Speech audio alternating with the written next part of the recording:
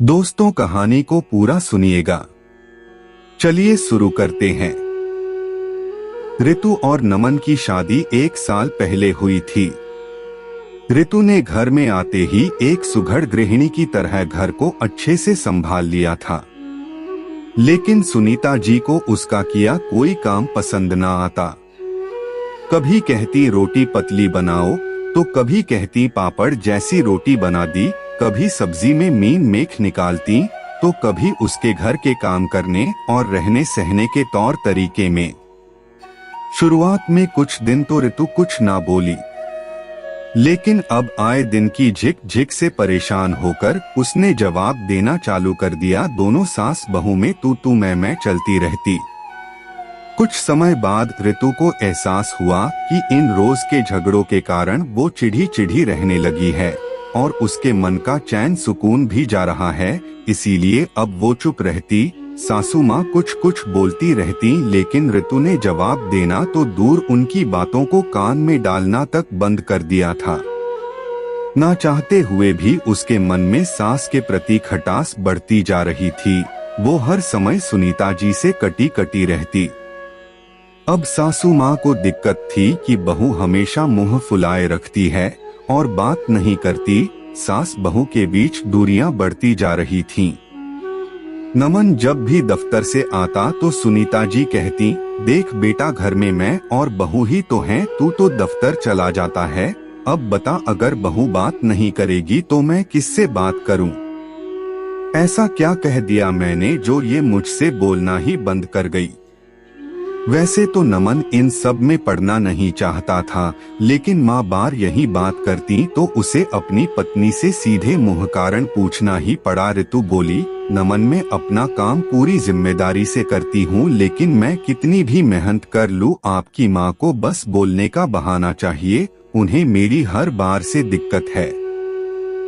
मैं भी इंसान हूँ, मुझे भी बुरा लगता है, लेकिन मैं हर बार झुक जाती हूँ। अब और नहीं बर्दाश्त होता नमन, इसीलिए बस खुद को इन सब से अलग कर लिया है। पहले माँ से झगड़ा होता है, फिर उनका पक्ष लेकर आप मुझसे लड़ाई झगड़ा करते हैं। थक गई हूँ रोजमर्रा की झिक झिक से। ऐसा लगता है उन्हें बस बोलने का बहाना चाहिए। कैसे भी करके वो खुद को सही और मुझे गलत साबित करना चाहती हैं। ऐसा कब तक चलेगा? थक गई हूँ नमन, दिल करता है सब छोड़ छाड़ के मायके चली जाऊं। बीवी और माँ के झगड़े में फंसे नमन को समझ नहीं आ रहा था कि क्या करें। बीवी का पक्ष लेकर बात करेगा तो माँ नाराज हो जाएगी, और माँ को सही समय पर उनकी गलती का एहसास ना करवाया तो उसका बसा बसाया घर टूट जाएगा। नमन ने फैसला कर लिया कि आज के बाद अगर उसकी आंखों के सामने कुछ होगा तो वो चुप नहीं बैठेगा और अपना बसा बसाया घर ऐसे टूटने तो बिल्कुल नहीं देगा। अगले दिन ऋतु किसी काम से रसोई में गई। वहां उसका हाथ गिलास पर लगा और कांच का गिलास टूट गया। आवाज सुनते ही सुनीता जी किचन की ओर दौड़ी और बोली, ओहो बहू, कोई काम ध्यान से नहीं करती, तोड़ दिया ना गिलास। पता है ये जूस सेट मेरी बेटी तनु ने इतने प्यार से लेकर आई थी, लेकिन तुम्हें कोई कदर नहीं। इतने महंगे और अनमोल गिफ्ट की इतनी बार कहा है घर में क्रॉकरी इस्तेमाल मत किया करो। अगर एक भी कप, प्लेट या गिलास टूट जाता है तो पूरा सेट खराब हो जाता है। माँ जी, मैंने ये इस्तेमाल नहीं किया, आपके बेटे ने किया था और शेल्फ के किनारे पर रख गए। मेरा हाथ लगा और ये गिलास नीचे गिर गया, तो संभाल कर रखा करो ना। किचन का सामान, अब क्रॉकरी और घर के बर्तन मिक्स करके रखोगी तो यही होगा। किचन का ही हाल देख लो, जब तक मैं संभालती थी पूरी किचन टिप टॉप रहती थी। अब तो किचन में घुसने का मन तक नहीं करता, सारा सामान इधर उधर बिखरा रहता है। नमन कई देर से माँ और बीवी की बातें सुन रहा था, लेकिन उनकी बहस खत्म होने का नाम नहीं ले रही। नमन अपने कमरे से आया और बोला, क्या बात है माँ, क्यों चिल्ला रही हो? क्यों चिल्ला रही हूँ? 1 साल हो गया तेरी शादी को और इस महारानी को अभी तक घर संभालना नहीं आया। इसकी गलती के कारण मेरा नया सेट खराब हो गया। सुनीता जी तुनक कर बोली। माँ, क्या ये क्रॉकरी इतनी अनमोल है जिसके कारण हम घर में लड़ाई झगड़ा करें?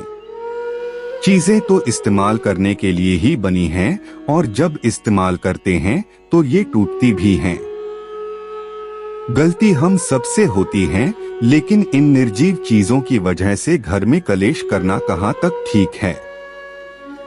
आपको नया सेट चाहिए तो मैं अभी ऑनलाइन ऑर्डर कर देता हूँ, लेकिन आज के बाद रसोई के बर्तनों के कारण घर में लड़ाई झगड़ा नहीं होना चाहिए। नमन के इतना बोलते ही सुनीता जी अपने कमरे में चली गईं।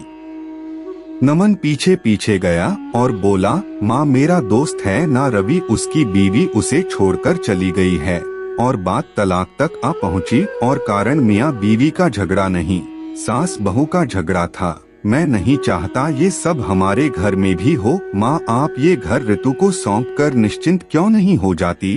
क्या हर बात पर टोका टाकी करना जरूरी है? आज आप ऐसे करेंगी तो कल को जरूरत पड़ने पर बहू आपकी सेवा कैसे करेगी? बात को समझो माँ, आप पूरा दिन ऋतु को टोका टाकी करती रहती हो। क्या आप तनु दीदी के साथ ऐसा व्यवहार करने का सोच भी सकती हो? अगर आप चाहते हो कि बहू आपको माँ समझे तो आप भी उसे बेटी का दर्जा दो। समय रहते अपने बेटे का घर बचा लो माँ। अगर हमने समझदारी से काम नहीं लिया तो ऋतु घर छोड़कर चली जाएगी और मुझे भी उसके साथ जाना पड़ेगा। बहू के घर छोड़कर जाने वाली बात से सुनीता जी को कोई फर्क नहीं पड़ता था, लेकिन अब बेटा भी उसके साथ जाने की बात करने लगा तो सुनीता जी डर गई और आंखों में आंसू लिए बोली, नमन, क्या सारी गलती मेरी है? बहू की कोई गलती नहीं, जो तू उसके साथ घर छोड़कर जाना चाहता है। माँ, आप निश्चिंत रहो, उससे भी बात करता हूँ, कोई ये घर छोड़कर नहीं जाएगा। हम सभी अपनी गलतियों से सबक लेंगे और जो बातें घर को तोड़ती हैं उन्हें बिल्कुल नहीं दोहराएंगे। इस दिन के बाद सुनीता जी ने बहू के कामों में रोका टोकी करना छोड़ दिया और अगर वो कुछ कहती तो ऋतु उनकी बात ध्यान से सुनती और उस पर अमल करती। इस छोटे से बदलाव ने घर का पूरा माहौल बदल दिया। जो तूफान उस घर में आने वाला था उसे नमन ने अपनी समझदारी से आने से पहले ही रोक दिया। सास बहू के बीच बढ़ती दूरियां इस छोटी सी पहल से नजदीकियों में बदल गईं। दोस्तों, अक्सर घरों में ऐसा होता है, सास को बात बात पर रोका टोकी करने की आदत होती है। कुछ दिन बहू सब सुनती है, लेकिन एक समय के बाद वो जवाब देना चालू कर देती है। फिर घर में आए दिन लड़ाई झगड़े होते हैं और घर में तनाव और अशांति का माहौल बन जाता है। ये एक दो नहीं बल्कि कई घरों की कहानी है। हम निर्जीव वस्तुओं की परवाह करते हैं और उनके कारण अपने संजीव और अनमोल रिश्ते बर्बाद कर लेते हैं। जरूरत है तो सिर्फ थोड़ी समझदारी दिखाने की, क्योंकि थोड़ी सी समझदारी से परिवार को टूटने से बचाया जा सकता है। कहानी अच्छी लगी तो लाइक, कमेंट और शेयर करना ना भूलें।